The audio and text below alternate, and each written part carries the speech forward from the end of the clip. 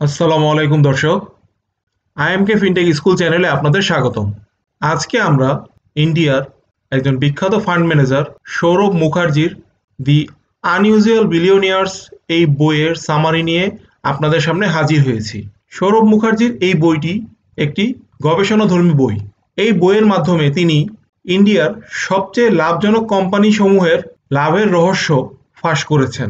চলুন তাহলে জেনে নেই এই কোম্পানিগুলো দশকের পর দশক ধরে কিভাবে তাদের সাফল্য ধরে রেখেছে। প্রথমেই জেনে নেই সৌরভ মুখার্জি কে। সৌরভ মুখার্জি শুধু একজন ফান্ড ম্যানেজার নন, তিনি একজন ফিনান্সিয়াল ডিটেকটিভও। তিনি ইন্ডিয়ার সবচেয়ে ওয়েলথ ক্রিয়েটর কোম্পানিগুলোর ওয়েলথ ক্রিয়েশনের ফর্মুলা উল্টোভাবে বিশ্লেষণ করেছেন।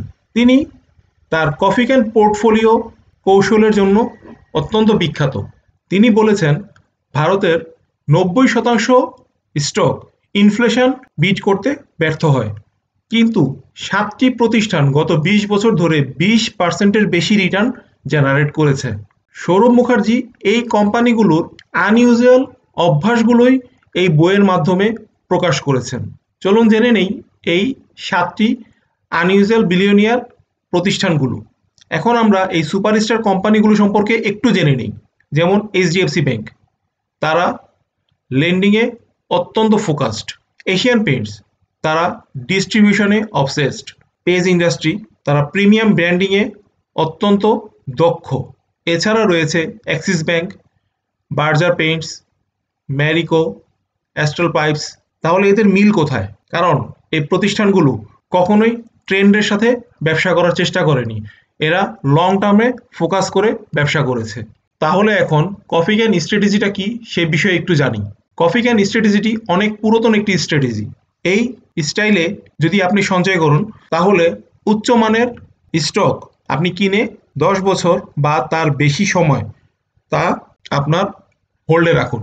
কোনো কারণে আতঙ্কিত হয়ে ওই কোম্পানি বিক্রি বা ট্রেডিং করা থেকে বিরত থাকুন। এই আনইউজুয়াল কোম্পানিগুলোর বৈশিষ্ট্য কি? এই কোম্পানিসমূহ রিটার্ন অন ক্যাপিটাল এমপ্লয়েড বা ROCE তে অত্যন্ত দক্ষ।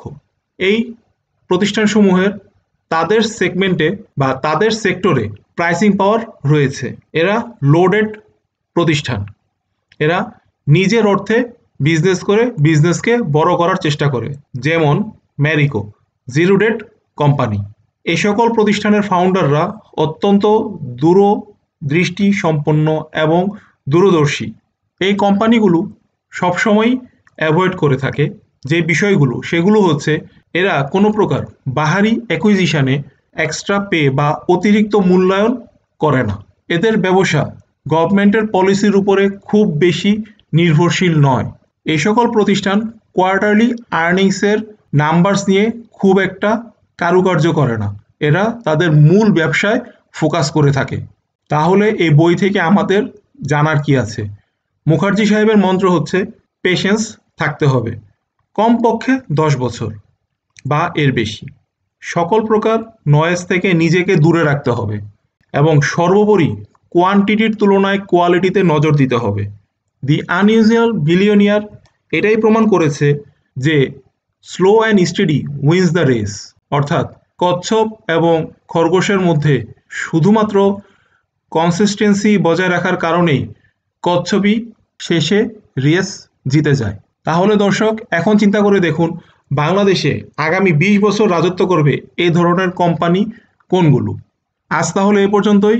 আরও ইনসাইটফুল বইয়ের সামারির জন্য আমাদের চ্যানেলটিকে সাবস্ক্রাইব করুন, লাইক, কমেন্ট ও শেয়ার করুন এবং আপনার ফ্রেন্ডস এবং ফ্যামিলির সাথে শেয়ার করুন। ধন্যবাদ দর্শক, আল্লাহ হাফেজ।